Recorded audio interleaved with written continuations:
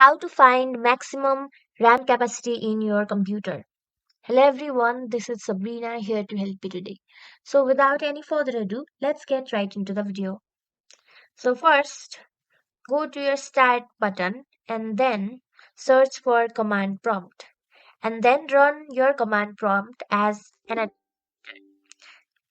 then allow. After that, type the following command, that is WMIC MEM physical get max capacity,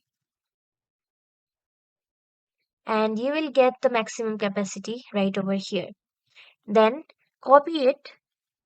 After that, open your browser and then